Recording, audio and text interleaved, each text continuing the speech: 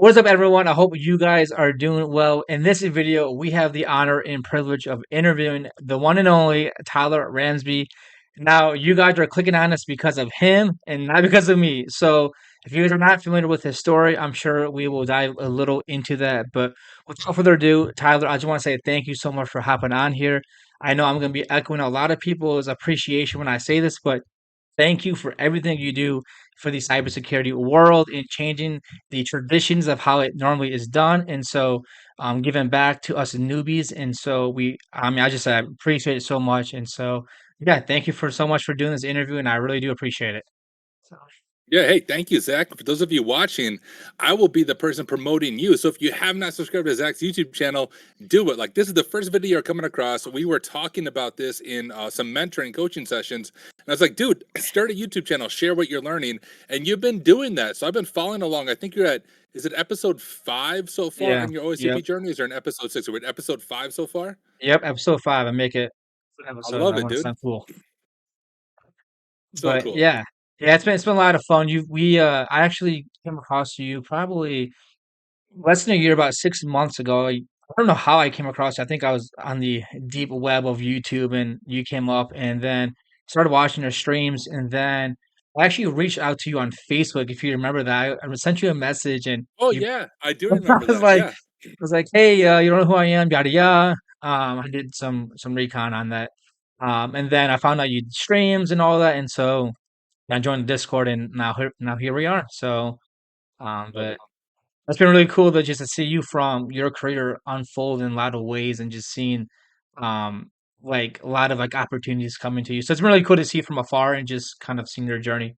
But without further ado, I'm gonna ask you this question, and you can answer it however you want to. But the first question I got for you is this: Who is Tyler Ramsbey? Yeah, man, that's always a good question, always the most difficult question. So, who I am would probably be defined like I try to always say this when I talk is that life is more important about who you're becoming less than what you're doing. So when we answer the question, who are we, we tend to go to, well, I'm a pen tester, I do this and this.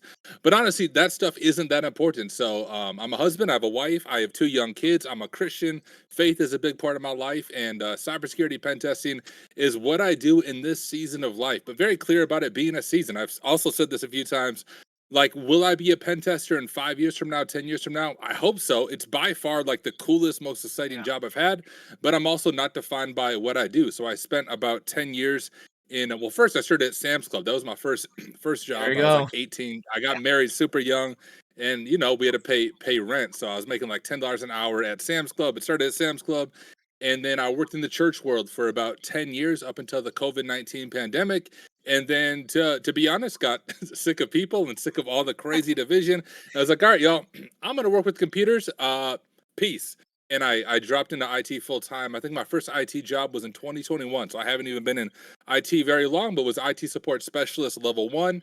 Went from that to a manager role, went from that to a senior analyst role at a bank, and then became a pen tester. And even in that, we can even talk about this. I had a time where my first cybersecurity job, believe it or not, was 2 days long. I got hired somewhere. I'm not going to drop any of the names, but I quit a job after 2 days. And it was like legit my first official cybersecurity job. Oh They my paid me gosh. really well. And I was there for 2 days. And I didn't do the thing where you just like leave for lunch and don't come back. I had a conversation with all of them and just said, this is not a good fit for me. Probably not a good fit for you guys either. So piece, but I even considered leaving cybersecurity and IT like completely at that time. I was like, all Really? right, screw it. I went from a pastor to IT. The other thing I've always been interested in is like being a lawyer. So I was like, all right, guess I'm going to law school and I'll start a lawyer YouTube channel. But no, I stuck it out, went back to IT support and worked some things over. But yeah, it's been an interesting few years. My goal from the very beginning is I wanted to get paid to hack stuff. I wanted to be a pen tester Yeah. and I wanted to be remote. I didn't want to drive to an office anymore.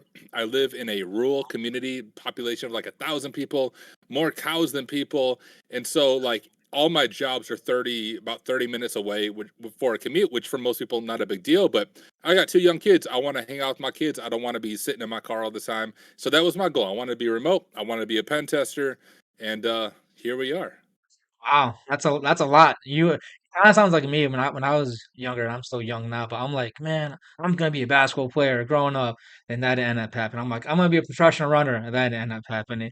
And then I was also in ministry as well, and then, I decided to transition into cybersecurity, and I'm like, "Why did I get here?" Like, I'm my family always says that, like, I just wanna do everything and be everything at once, and so which is very true. I wish I could. If I had a limited amount of money, I would just stay in school and just learn and learn and learn and learn. But Right yeah, there with you, dude. Like I'm yeah, still working on my pro rap career with black hoodie on, right? Pretty it's soon coming. that'll It's blow coming. up. I could become a pro rapper, and then my pro boxing career. I'm still 0-0, but we're we're working our way there. That's the other my other career I'll be working on. So if hacking doesn't work out, I'll fall back on my rap career. If that doesn't work out, I'll be fighting people in the streets for money. We'll make something happen. There you go. At that point, we know that we. I mean, I don't know if that ever happens. We would pray for you. But man, as you look into your career and even like kind of your life, like who would you say are the most influential people in your life that have kind of led you up to this point? Hmm. That is a good question. I mean, it would be answering it in two different ways, right? Like there's influential people on the cybersecurity side of things, but influential people just on the personal side of things. So really on the personal side of things, like I shared before, faith is a huge deal to me. I don't like push my faith through my live streams or YouTube. I just don't think that's the best place for that. But it is by far more important to me than all this YouTube live stream Yeah, stuff. So on the faith side of things, it would just be various mentors, various pastors, various leaders that I've had who have showed me, man, what it looks like to be a follower of Jesus in a way that's not like super weird, super preachy, but is like authentic. So those would be some of the main heroes, not only living people but dead people. Like I love reading, I love history. So some of those people who lived hundreds of years yeah, ago, just reading their writings, studying their lives, and seeking to emulate it in some way in my own life. So that'd be a big part of it.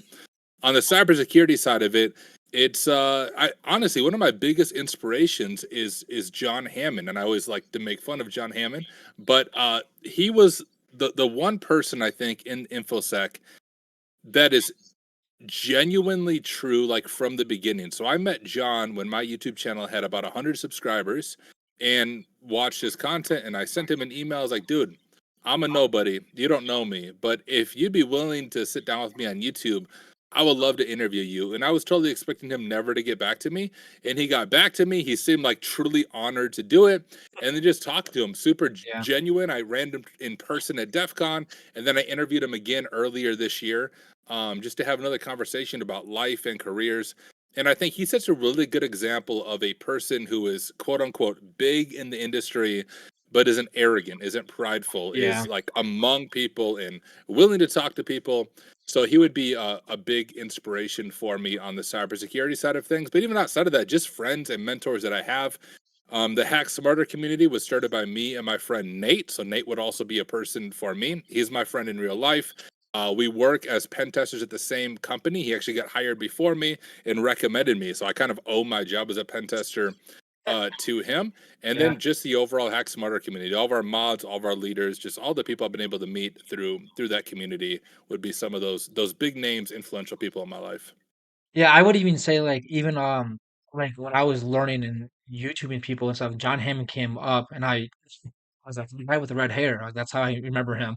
And I couldn't remember his name. And then but you can tell, which is really strange, how people like the way they are on video and the kind of like I don't want to use the word vibe because it just sounds like new Yeah. like calm down, but you can tell how people are just on video, and John is just very like very just down earth. I mean, the man types with two fingers, so it's like it's like this. So he was someone that I first was like this guy is pretty cool and stuff, and he knows so much. Like it's kind of crazy. You're like, man, I know nothing. I just learned how to run an Nmap scan, and here he is using all these different stuff, and so when I came across you, I very much felt the same way. I was like, okay, this guy is very, and this is before I even knew you were a Christian, because that's how I connected with you in some ways, because I was a minister and I'm switching over, and so I was like, makes sense. So, but yeah, man, it's been a journey for sure. What are some of the things that as you were transitioning to cybersecurity?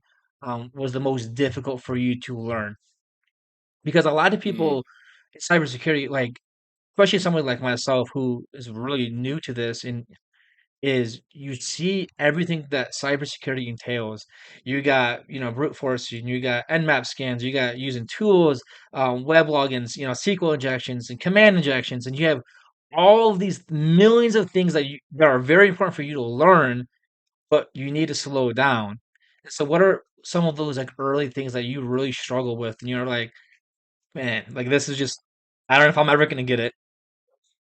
Yeah, so something I struggled with in the very beginning was making the decision whether I wanted to be technical or managerial, if that makes sense. That's almost a decision you need to make early on in your career. You can, of course, go back and forth, but early on, I was leaning towards not being technical because I felt overwhelmed every time I was trying to learn something.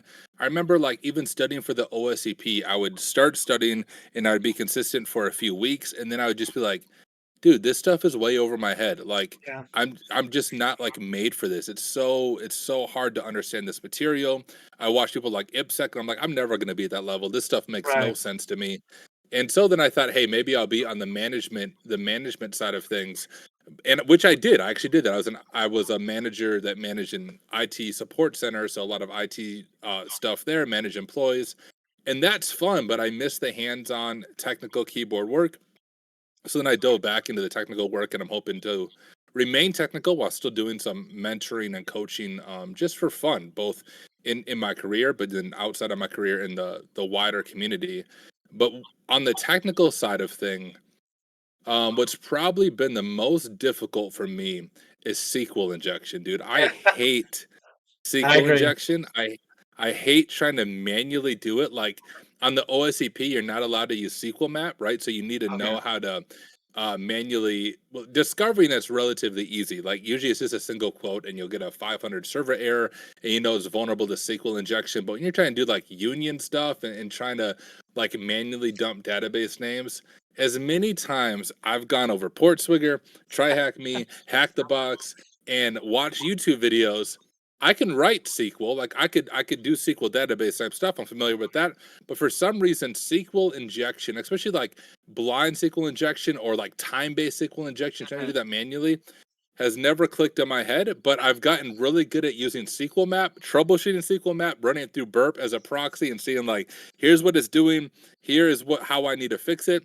So now that I've got past the OSCP, I'm comfortable using SQL Map to figure it out. And honestly, if SQL Map can't do it, well, neither can I. More than likely, like if SQL Map's gonna fail, I'm gonna fail too. I'm not gonna discover it. And the other thing that helps me feel better about that is like on an actual pen test, you're not generally exploiting SQL injection. Uh-huh. You might find it, but you're very much just confirming that it's there with something like a time-based SQL Interesting. injection where you Okay. can make it sleep for 30 or 40 seconds because you don't want to like screw up their database. Now, Right. the one exception is if you're doing red teaming, right? So red teaming is more long-term stealthy, you're emulating an APT, then you might use SQL injection to dump database or dump creds, but on your traditional pen test, you just want to discover it, confirm that it's there, and then you report it to a client. So like I have enough SQL injection skills to do that.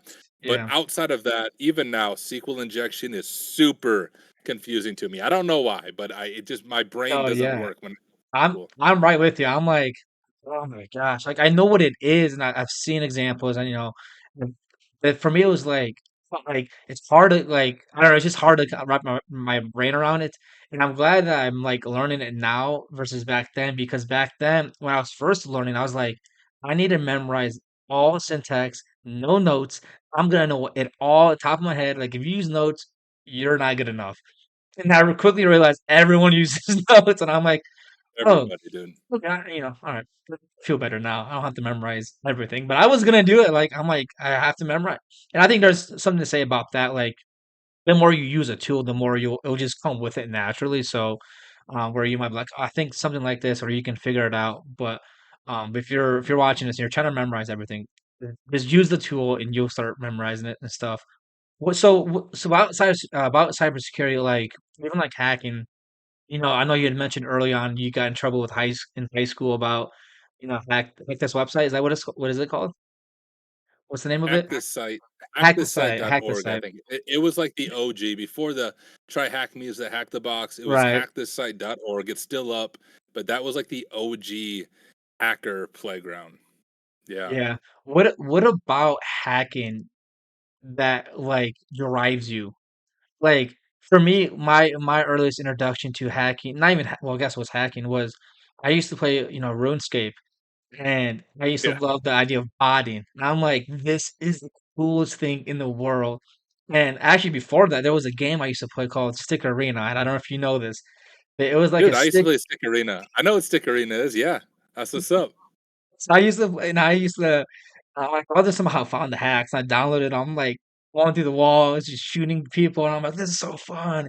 But I've always, as a kid, I liked it a lot because of, obviously I'm a kid, but I love the power that came with it. Like it was like, oh, I feel like, I could do something that no one knows how to do or mess somebody up, and it's just so fun. But early on, like, what was that thing that really just pulled you to it? Yeah, mine was also, I mean, starting the days of gaming and seeing like how people were doing these things. And I remember even I used to play Habbo Hotel, one of those, I don't even know if it's still around, but on Habbo Hotel, like furniture and stuff was a big deal and you could do some exploits. And that's where I first even learned the difference between client side and server side because there was things that only I could see, so that was client side, but if you could hack it into the game that was server side. So I was like 10 or 11 starting to understand like client side versus server side vulnerabilities. But then from that, like even hackthisite.org, that would have been around 13, 14 years old, I think, when I first discovered that Okay. and started going through the challenges. What I love is research. So I love going deep into things. I love understanding how things work. And I love just the freedom to be creative. So even in my day to day now as a pen tester, I just get lost. Like I remember my first, I think it was my first day as a pen tester, maybe my first engagement. I forgot to pick up my daughter from school. Like the only time I ever did it because I was so focused just on what I was doing, and the time flies by. And even now, it's that same way. Like I fall into almost like a trance. Like I'm so focused on what's before me. Everything else is tuned out. Time flies by. But I fall into these really cool rabbit holes in a real pen test where I find some pretty awesome exploits. I mean, not for the client, but it is for the client because it's better for Right. me to find it right than a real attacker to find it.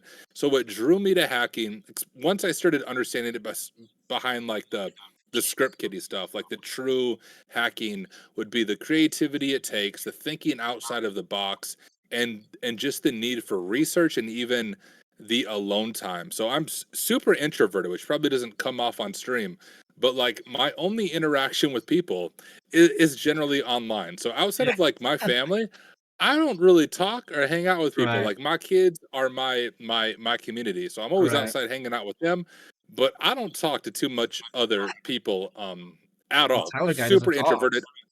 Yes, I would rather just like sit at home and read a book and be quiet or be on a computer doing research, and I've always been that way. So hacking and hacking remotely fits into that because there's no one there to like stop by my office and just like chat for a little bit. Like, no, I don't want to Right. chat. Like I'm hacking, I'm focused, I'm busy right now. So my personality type, I think, draws naturally to hacking and pen testing and cybersecurity in that way. Yeah.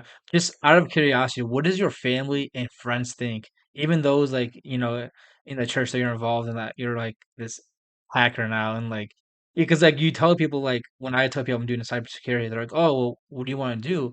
And I'm like, here we go. I'm like, I'm an ethical hacker. At least I'm trying to be. And they're like, what do you mean? Like, they're like, you're hacking? I'm like, no, no, no. It's ethical. And then you have to explain it. But like, you don't want to sound like you're super cool. Like, yeah, I know how to hack things, which, but I don't, definitely don't.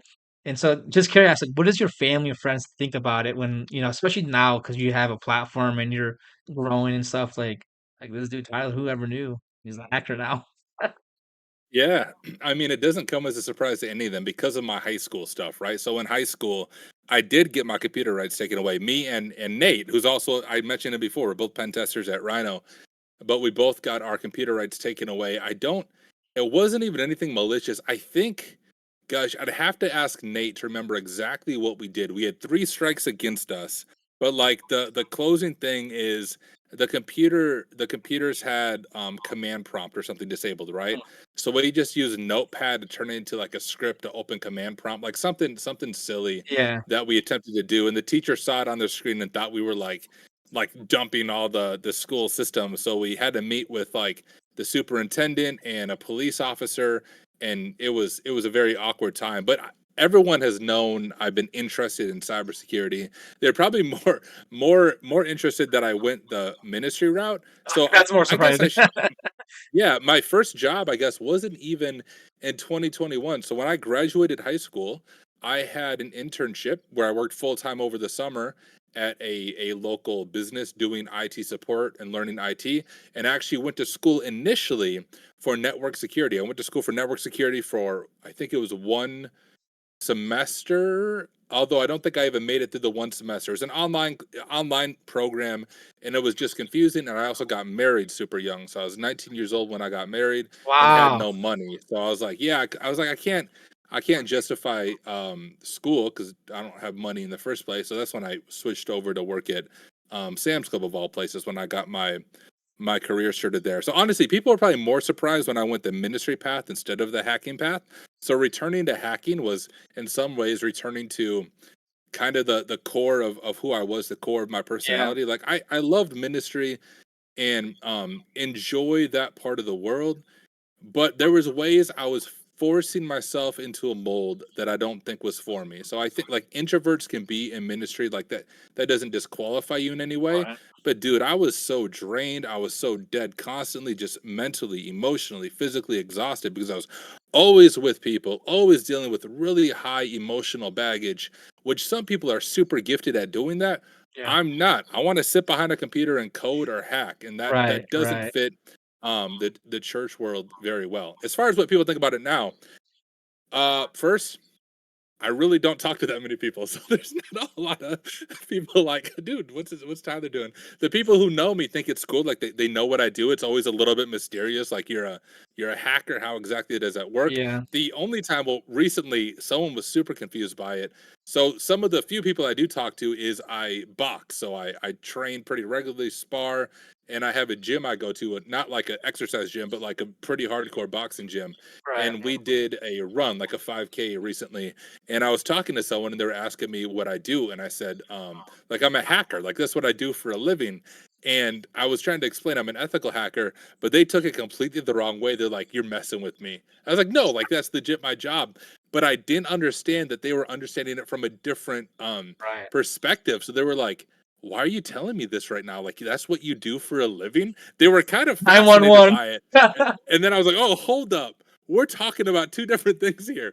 The hacker you're thinking of, I hack before the bad guys do. Like I'm a good hacker. I do all the stuff the bad guys do, but like I get health insurance and a legal That's so paycheck and funny. I pay taxes on my paycheck, right? So there is a difference here. So there is like you have to be careful. Even using the word hacker Yeah. has bad connotations with it, which is dumb. Like I love the word hacker, but sometimes it's better to refer to yourself as like a security consultant. I don't like pen tester because just a penetration tester, that's the dumbest title I have It ever is. Yeah. And it's ever just heard, weird. right? So It's weird. ethical hacker, security Yeah. consultant would be the words I like to go by, but I also just like to go by hacker because a hacker is someone who Yeah. is creative, curious, breaks stuff, wants to figure out how things work. That's how you hack something together, hack a solution together. So I like the original meaning of hacker. I think the Yeah. the so-called bad hackers, we should just call them what they are. They're cyber criminals. They're not Yeah. hackers, they're cyber criminals. The vast majority of them are literally just script kiddies who fire off scripts at low-hanging fruit. They don't know how to hack. They couldn't hack their way through an easy machine on Hack the Box. Now some of them can, but the vast majority of hackers out there, cyber criminals, script kiddies, do not know what they're Yeah. doing. They just fire things off and call themselves hackers. Those are the false hackers. We are the real hackers, in Drop the my mic opinion. right there. It's just funny because, like, even I would imagine most people have, if they're playing video games, and you get DDoS or something. I mean, nothing about hacking has been a positive impact in anyone's life. You just hear on the news, and it's always bad. And I think at this point now, it's actually I don't know if I think it's always gonna remain kind of bad because it's getting worse and worse. But yeah, it is just interesting to see people's perspective, and they're even like their understanding of what it is. Like, that guy that you were running with, he's just like, dude, this guy's He's gonna hack me right now. Yeah. That is so funny. So funny. But, when it comes to, like, your learning in cybersecurity stuff, like, what is something that you wish someone would have told you early on as you started to kinda transition?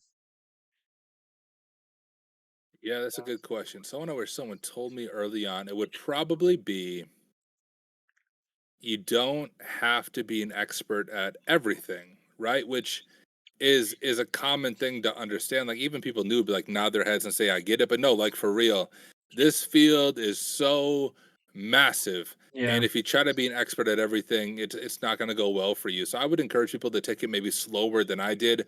I had a thing where like I needed another job, so I didn't really have a choice. So I grinded it out, got my bachelor's degree in 7 months. Was I worked Gosh, when I was getting my degree, I was working full time as a pastor, full time in IT support, like in an office Monday through Friday from 8 to 5, and working on my degree every single night till like 1 or 2 in the morning, which is how I got it in 7 months. So jeez. I grinded it out at an insane pace. Yeah, I wouldn't recommend that. So if people have the ability to take it slower, I would just encourage them take it slower and then figure out what you want to specialize in, right? So everyone who gets into IT, maybe not everyone, but it seems like everyone who gets into IT, when you ask them, what do you want to do? They say, well, I want to be a hacker, which is awesome. Like everybody wants to be a Right, hacker, but it may not be for you. And I think people need to be comfortable with that. There's cybersecurity is a massive field. And even like on the blue team or non technical side of things, when I transitioned from being a blue teamer to a pen tester, I took a pay cut. The blue team makes more money. GRC,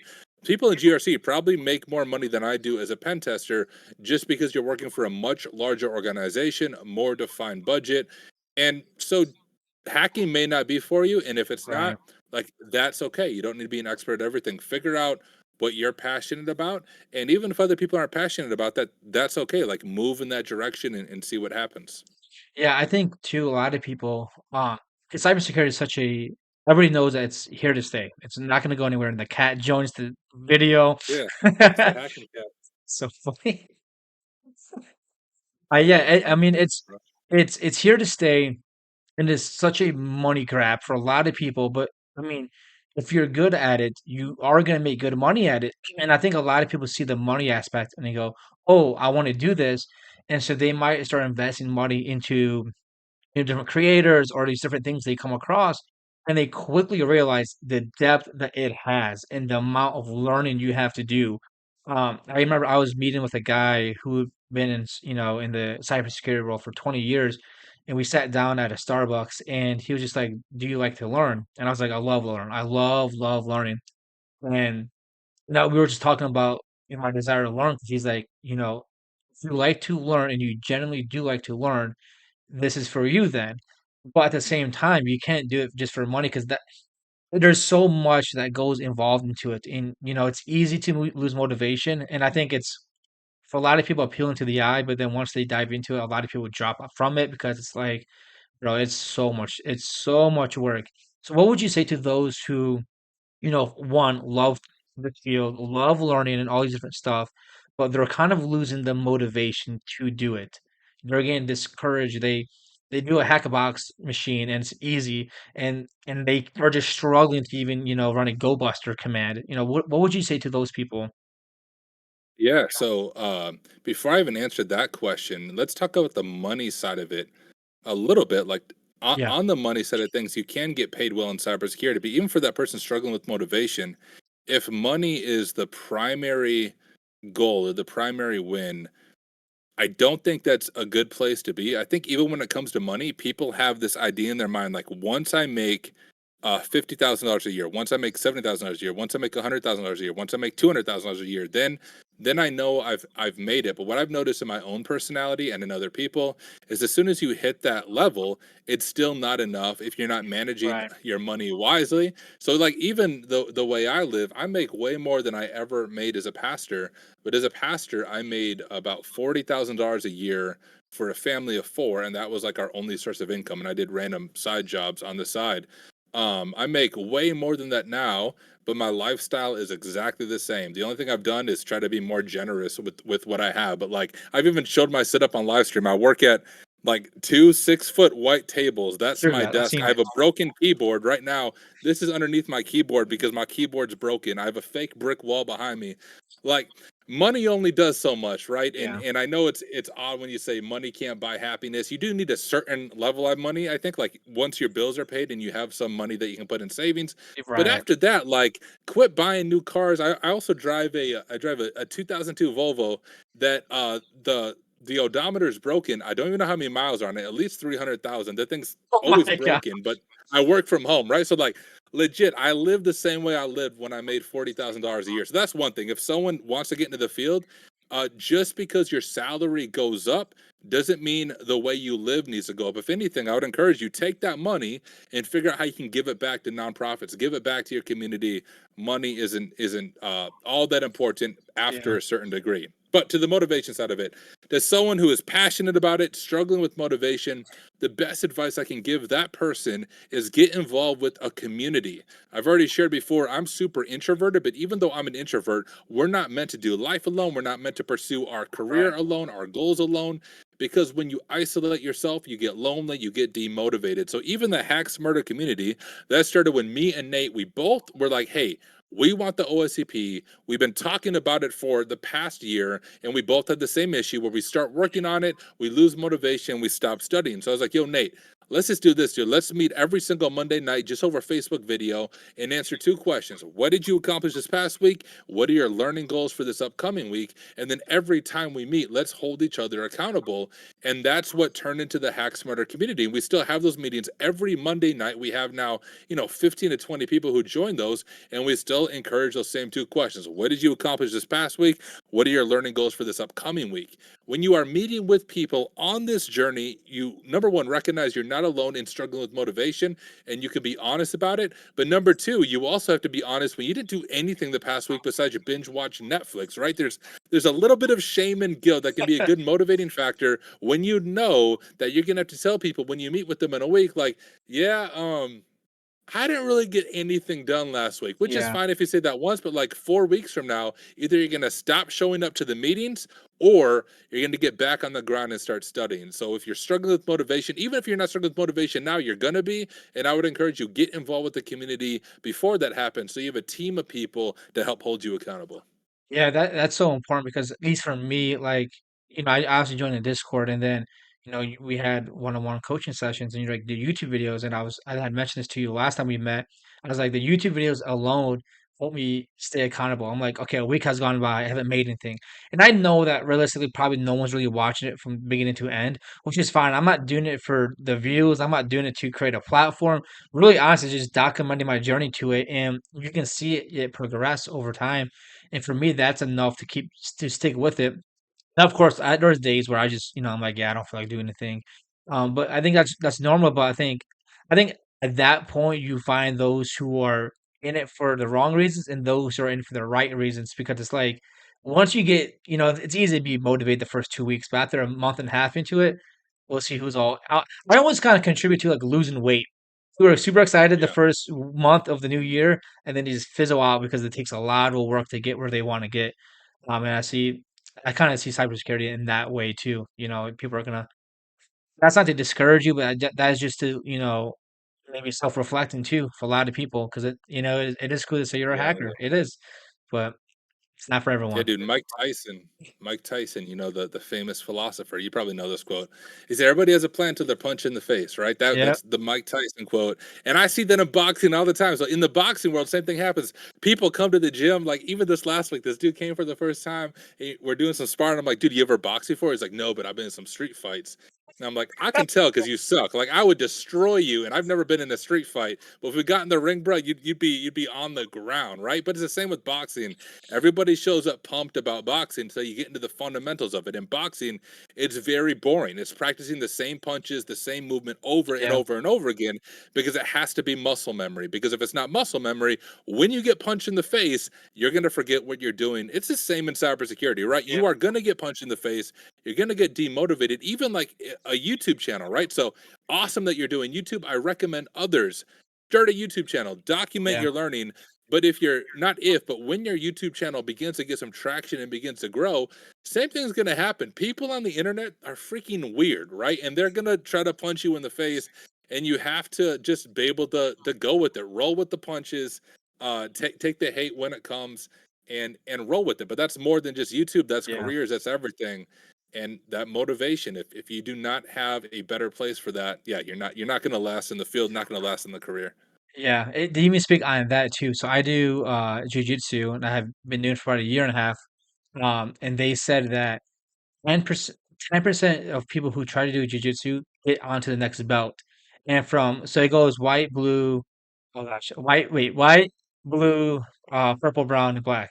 And those who make their blue belt, only 1% of those actually make it to black belt.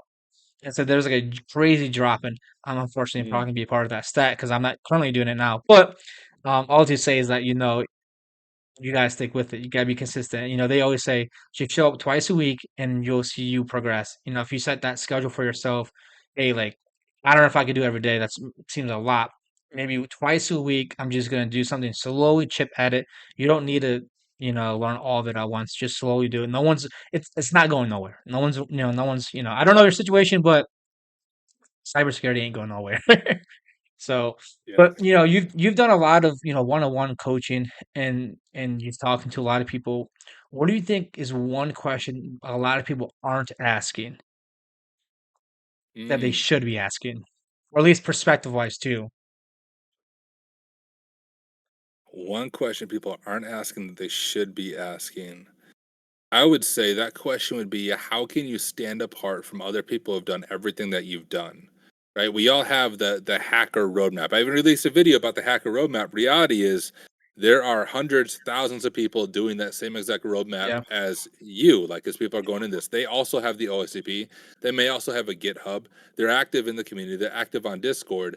How are you standing apart from them? And I think to answer that question, you have to ask a follow-up question, which is what can I take from my past experience and apply it to cyber? I think a lot of people who are watching this are probably shifting or changing careers. That's your story, that's my story. yeah, For us, the obvious thing is just communication, right? We were both in right, ministry, we were both in the church where we're used to talking in front of large groups of people. And if you take that and apply it to cybersecurity, it's almost like a superpower because no offense to technical people, but many technical people are not comfortable talking. They're yeah, super awkward. Incredible technical folks, but super awkward when it comes to talking. So if you take that superpower, apply it to your career, you can really boost your career. But there's more than that. Whatever that person's past careers or what they've done in their life, how can I use that to make me stand apart from everyone else with the OSCP, everyone else with this background? Hey, maybe it's making a rap song, right? there we go. I'm gonna keep pushing that. I want to perform at DEF CON. So if anyone watches this and has connections at DEF CON, send me a message. I'm performing Black Hoodie on at DEF CON. I'm going to make it happen. But take like your unique personality, the Right, silly, the funny thing that you like to do, and just like do it. And if people think it's stupid, who yeah, cares, right? They're just on the internet. They're not even that important. yeah, Do what makes you stand out. And I think if you let your personality and who you are stand out, that is how you can stand apart from everyone else with the OSCP, the PAPT, the CVEs on their name, yeah. whatever that looks like. And I think even in this generation, whether you like it or not, most people don't care. And what I mean by that is like if you start a YouTube video, some people might, talk a little bit, but everybody's doing it. Everybody's making YouTube video. Everybody's trying to do this stuff, become an influencer.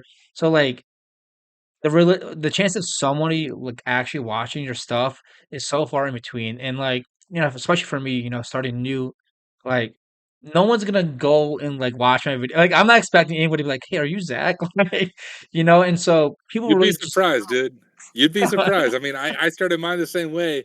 If you go back to my old videos, it was just me doing try hack me rooms like 2, 3. Oh, I still do that 2, 3 hour streams, but yeah, I truly almost all my live streams in that beginning time, no one was watching on I didn't even do YouTube and LinkedIn. I only knew how to do Twitch. But I saw the viewers, it'd be one viewer because I had it pulled up on my side monitor to see if anyone was in the chat. That's how all my live streams were. But I would like pretend like I'm talking to people. But it's so now weird. people watch those videos that I made back then and they're commenting them how Yeah. like how much they found it helpful. So you'd be surprised. Don't discount yourself in Well, that I way. guess Give it I some guess I'll time. wait That if that ever consistency is happens, key. but I remember I did my first Twitch stream, and my brother, he loves like gaming. Sometimes he'll stream his playing games and stuff. And he's like, I had a lot of people who just never showed up. And my first two live streams, I only had one person. My first one was one person. The second was three people. And Dude, you grew by 300% you should see my statistics. They're like, exponentially. Twitch is like, great job, you doubled your viewership. I'm like, thanks. I went from one to two. I was like, Hey, it was like nerve-wracking. Even one person, I was just, and he was helping me the whole time. He was basically my walkthrough. Like he was like, check this. He probably did like check the walkthrough because I didn't want to do it. But um, yeah, I'll just say, well, it was a lot of fun, and it's super encouraging too. You do that, and you're like, oh, this is a lot of fun. And so sometimes when you're learning, you need to be encouraged and just be excited for it and not take it too serious too. So yeah, and here's what I think helps you stand out and other people who start a YouTube channel after watching this. Like you have all the very professional, well produced YouTube channels, but there's something that's just, I don't know, special, unique about watching someone and actually being able to talk to them and have this like back and Mhm. forth conversation as they work on it. That like if you watch a Network Chuck or even a John Hammond live Right, stream, bro, there's like thousands of people watching. There's not that personal connection with them, right, and it's hard to even track what is going on. They don't usually make mistakes, and if they do make mistakes, it's like a well edited video. You don't see the mistakes. So there is something powerful, and I think it's a piece of cybersecurity content creation that is missing is those raw videos, raw working through things. I think that's why my YouTube channel has appealed to people, and there's a bunch more space for that. So, dude, you keep yeah, up the good work, and anyone else watching this, if you have a question about starting a YouTube channel, write Nike, like just do it, see what happens. The worst that happens really, is yeah. no one watches, but just start it. Yeah, I remember I posted my first video. I was like, 10 views. I made it. I'm an influencer. Heck But yeah. it's fun. I got a more of a fun question. Let's just hypothetically say someone at DEF CON calls you and you have an hour and a half notice to put on a live demonstration on a topic of your choice. What are you gonna do? Live demonstration on topic of my choice. I would probably take one of my TriHack Me machines. I'm thinking Silver Platter, which isn't out yet. And the reason I would choose Silver Platter when it comes out on THM is it's all based on CVEs I personally discovered. That's how you get into the machine. You have to Yeah, look at my CVEs, look at some of my POCs that I released there. And the reason I would do that is I could easily fill an hour and a half with Silver Platter, but it's hands-on keyboard. And not only do I show how to do specific attacks, I'm not going to spoil the machine by saying what they are, but not only do I show specific attacks, I can also use it as an example of how I found CVEs because I have a vulnerable version of the software that I found that CVE is on running, and there's probably even more vulnerabilities yeah, possibly in that vulnerable software because there's been updates since then. So it'd be a very cool hands-on demonstration of not only doing the CTF, also how a pen test works, and also how to find the CVEs and even walk people through reporting CVEs. So I could probably do a full like CVE workshop, CTF workshop based on that Silver Platter machine. So in an hour and a half, that's what I would do. And I would, of course, if it's at DEF CON, we'd throw in a rap song as well as part of it. That would be the grand finale at the end, or maybe the beginning, right? Have you got your Cali booted up and your yeah. black hoodie on, right? We'll start out with that. Then I'm we'll getting do the copyrighted Silver here. Platter. Exactly, yeah, exactly. And then we'll talk about the CVEs. That's a good question though, but I think that's what I would do. What about There you, you go. dude? You Oh, tell if me. I I want had to to I do want it, to know from your perspective. ooh, I think because as of right now, if I had to do it, I would do the importance of knowing how to ask yourself the right question. One of the things that really intrigued me about cybersecurity was not necessarily, yeah, actually, like, gain and root access, but the process that you go through and ask yourself the questions because it's a puzzle.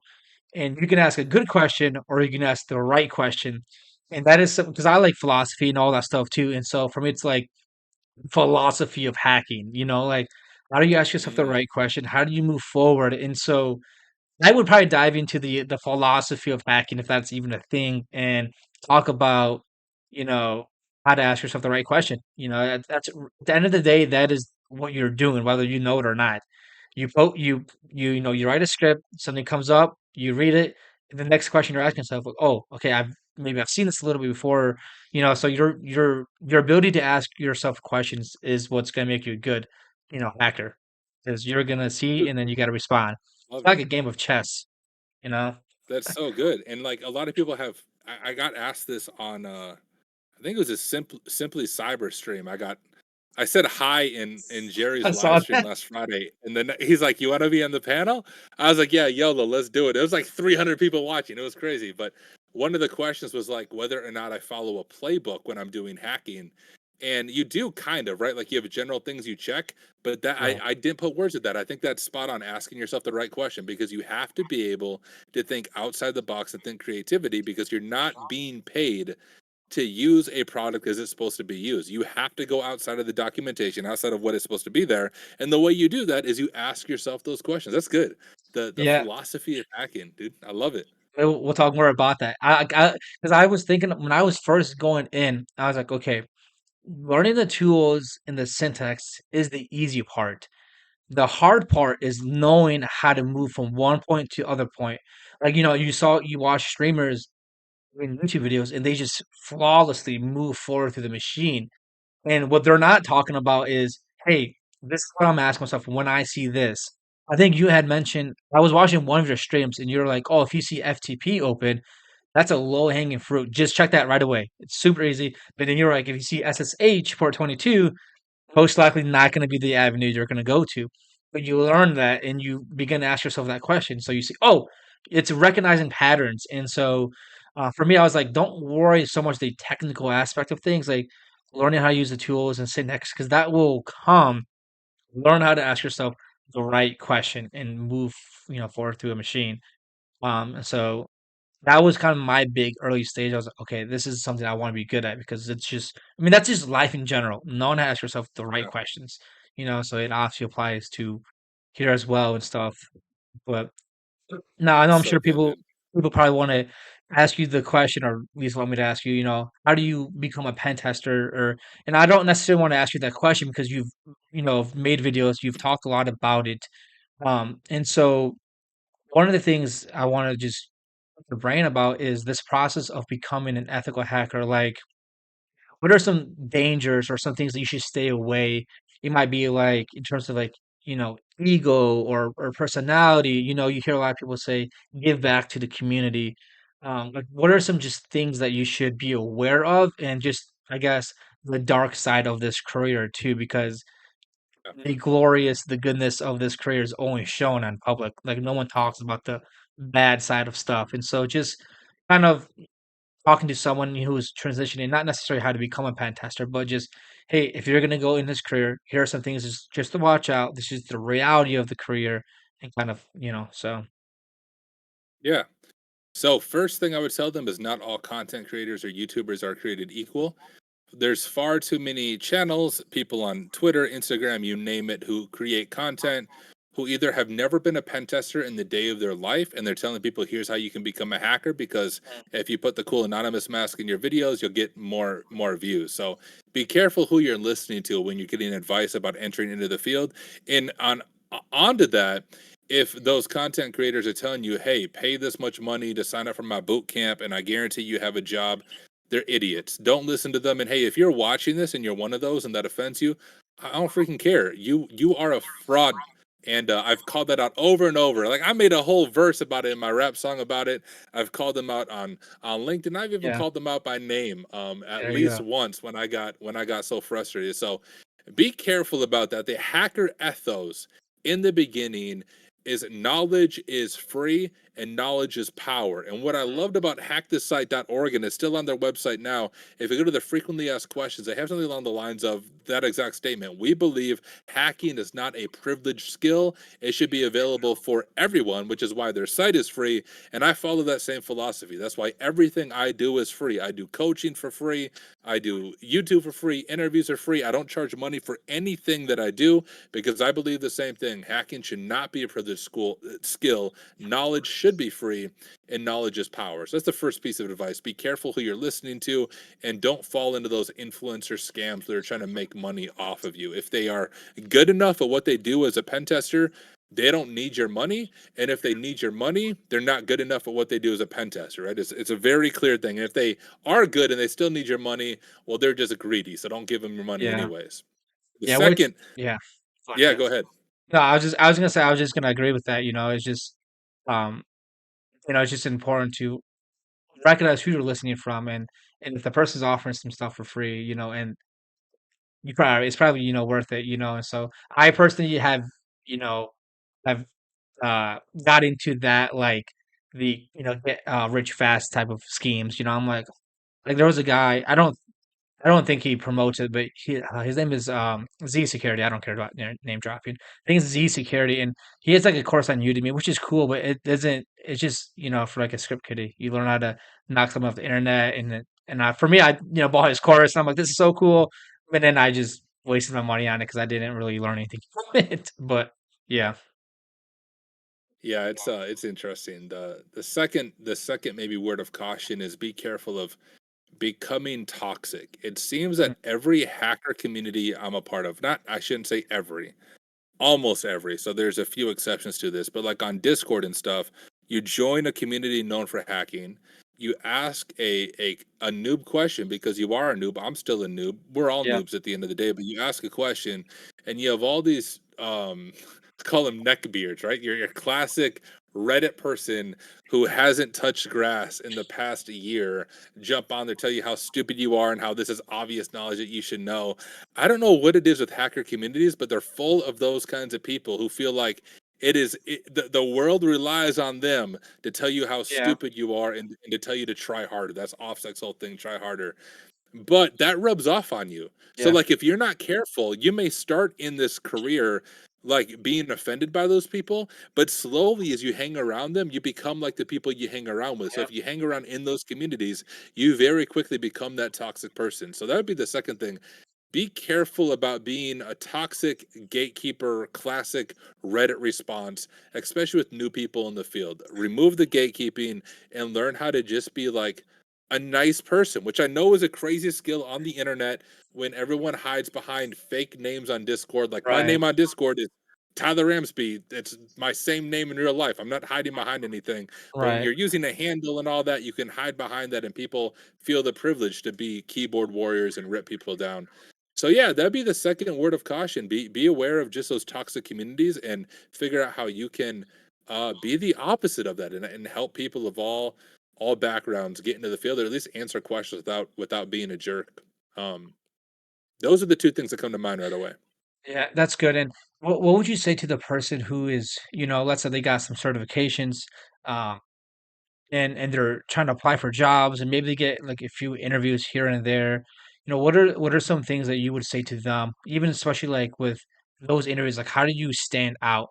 I think most interviews people will ask you the question like, "Oh, do you have any questions for us?"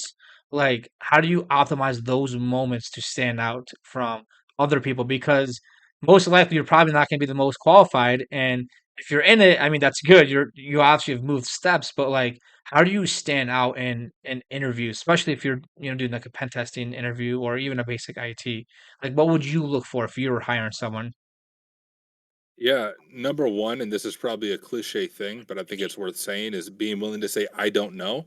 It's likely when you're going through those interviews, especially if it's a technical interview, they're going to ask you a question that they know you're not going to know the answer for. And the only thing they're looking for is for you to have the humility to say, I don't know, but I can research it and I can get back to you on it.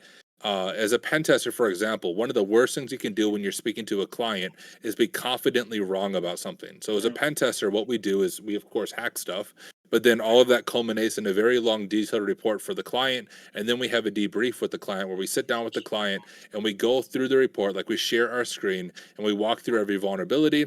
And you're going to answer questions about those vulnerabilities, how you might be able to remediate it. And often you have to say, I don't know, because you're not an expert in their technology stack. You're not an expert in right, every single vulnerability. But you say, I don't know, but I'll get back to you like before the end of the day with some answers. The wrong thing that you do is you have this ego, so you don't want to admit you don't know. So you just say the wrong answer with confidence. The client goes and applies that to their environment, and it royally screws everything up because you didn't have the humility to say, I don't know. So that's what they're looking for in the interview. The other part of it, and you kind of mentioned this, you always have that opportunity at the end to ask questions about the company, about the role, and like you can ask your typical questions that like Chat GPT recommends. I recommend a few of those, but I yeah, also encourage like the question that was always good for me is I would tell the people interviewing me, "Hey, just for this moment, I want you to take off your interview hat and put on your coach hat. You've had the opportunity to look at my resume.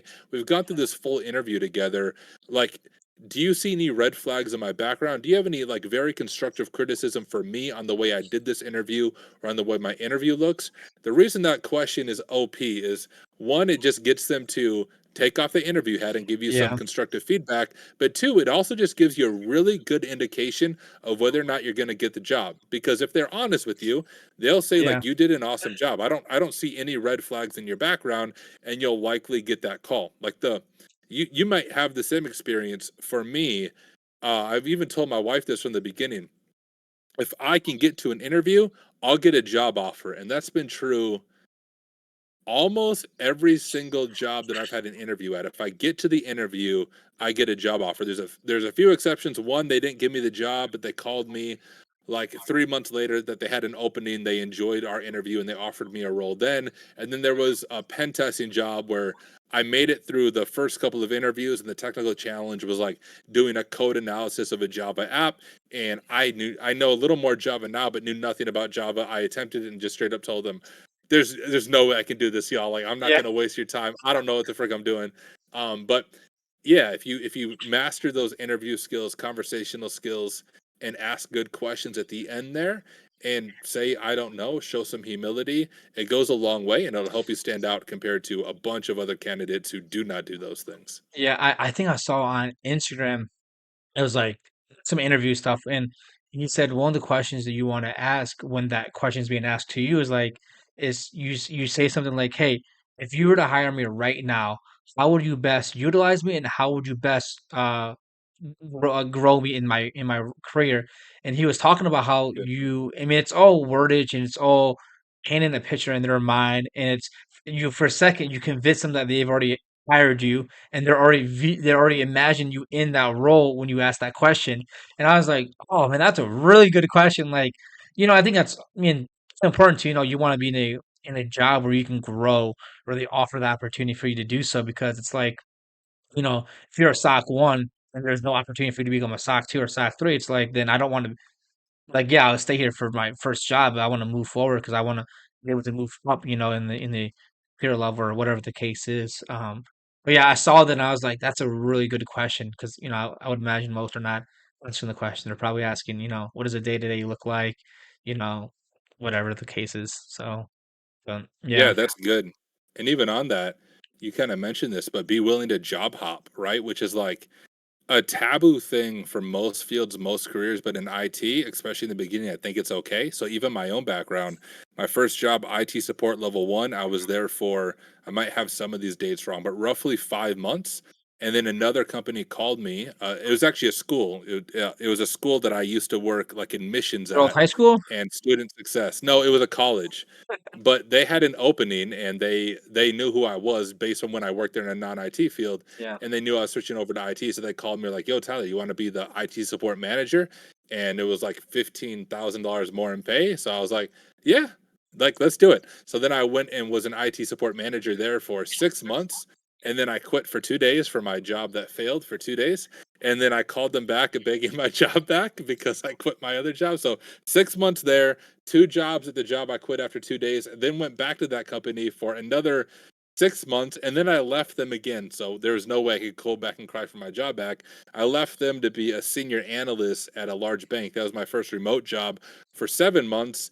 And then I became a pen tester. So, like, the job I'm in now is the first job I've had in IT that has lasted longer than a year. Like, I think I've been here in a year and 8 months. And this is also the there you first go. job Look at where that. I haven't been applying for new jobs after like 3 months. Like, all my other roles, I knew I wanted to be a pen tester and I got bored quick. Like, once I had everything figured out, I wanted to learn something new, didn't want to be here anymore. So I would apply for more jobs. And I kind of felt bad in the beginning, but now it's like, Huh. it's an employer, right? Yeah, Like, they'll lay you off in a heartbeat if it affects their bottom line. So right. do not feel bad to hop jobs to get to where you want to be, whatever your goal is. Hop as many jobs as you need to. Will it come back to bite you? I don't know. I quit a job after two Yeah, days and I'm still a pen tester. It all still worked out in the end. So it might, but in my experience, uh it'll work itself out. As long as you stay positive, motivated, moving yeah. forward, it'll figure out its way to work out. Yeah, I want to ask like a twofold question. One is, somebody like especially my issue because I'm not in cybersecurity. I'm still applying for jobs.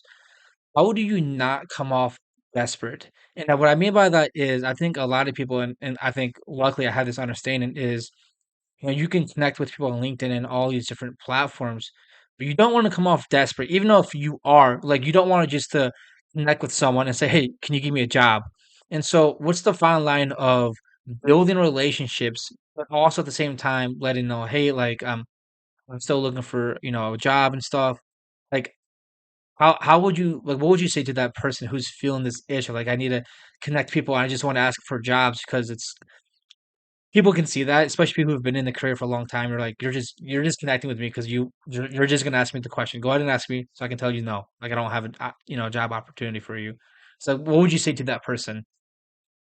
Yeah, so first, like, um, I haven't been in that role myself, so I just wanna say it sucks. Like, I can't imagine just being, unemployed, at least in my current situation. Like, all depends on a person's background, right? But for Right, me, I am the only, income for my family, and I know that that's probably the reality for a lot of people, and I have a family of 4, right? A wife and 2 young kids. And so thankfully, I've never been in that position. I've only looked for jobs when I've already had a job. I've never needed a job, which gave me the ability to say no when I right, get to the interview. But as far as the networking side of it goes, networking really is key to landing those roles. So, like my first remote job as a senior analyst, I got that job because someone I worked for at my first IT job knew me, remembered me. He was like, "Hey, do you want to come work for me?" He was my supervisor, Jesus, actually in Discord. He's one of our mods in Discord, and so that's how I got that job. My job as an IT support manager, I didn't apply for either. It was networking. They reached out to me, and Rhino, where I work now, is one of the few jobs I actually applied for and had to go through the full interview. My other jobs are just based on networking, but it's very much organic networking. Like you said, people can tell if you're just talking to them because you want to get something out of them. right, And I think the way you can fix that is figure out ways you can give back to the community. So even if you're not in cyber right now, there's value that you have, there's experience that you have that you can give back. It might be making a LinkedIn post, sharing some things you've learned on a recent CTF. Maybe it's starting a YouTube channel. Maybe it's starting a GitHub. Maybe it's being active in Discord. Maybe it's volunteering in an organization. But I think the best way to overcome that is genuinely give back to the community. And then you'll have conversations with the people not from a place of desperation, but it'll be a mutually beneficial conversation. So I think that'd be my advice. Figure out ways you can give back, but also like everyone is in a different place. So if you are desperate for money, you might just need to accept a job, maybe in a completely different field. Like for right, me, if I was in that role and I was having a hard time breaking into cyber, just in light of my family situation, I would take a job, a non-IT job, so I can pay the bills and then continue to apply from that on. So that might be a difficult yeah. conversation for someone to have, but at the end of the day, a job is just a job. Cybersecurity is a cool job, but once again, it's just a job. So do not destroy yourself trying to break into this mystical cybersecurity field. Yeah, that's good. And then that second part of it is once you're in the field, how do you maintain those relationships? Like, you got into the field and I guess it might be the same thing in networking, but just like how do you I don't know, just build friendships? Like how do you hold on to them? How do you not just always be asking and taking from people, but how do because that's I think like you said, it's key to getting jobs is networking and maintaining those relationships and just being a good person. Like, yeah. Yeah. Yeah, it's just developing good friendships. Like it's so much it's easier to say than it is to do, right? Mhm. Because we all kind of suck at making friends. Like I see my daughter, she's 7. She's incredible. Right? She'll go to a playground and there'll be some random kid there and she'll just go up and talk to him. It's like, "Hey, do you want to play?" And they'll run around and play together. I go to the same playground, I'll like put my hoodie up, throw my hat down low, and like not look at the other adult because I don't want them to tell me hi. Right? Like we're terrible at making friends as Yeah. adults. Kids are really good at it, but we need to get better at it. And the way you become the way you make good friends is you figure out what a good friend does and you just do to others what you would want them to do to you. Like very novel concept. Yeah. Once again, easier said than done. But a big part of that is just communication, right? Checking with people on Discord if you haven't heard from them for a few weeks to say, hey, dude, how's it going? How's life? How are things in your world? And being active in those communities. So in-person stuff is good, right? So if you have a Yeah. B-sides or things like that, I think that's a good place to start. I don't actually know though, because there's literally nothing like that in my area. My only avenue for cybersecurity relationships is like online. I don't have any other choice. So if you have an in-person event like a local B-sides or a DEF CON group, go to it.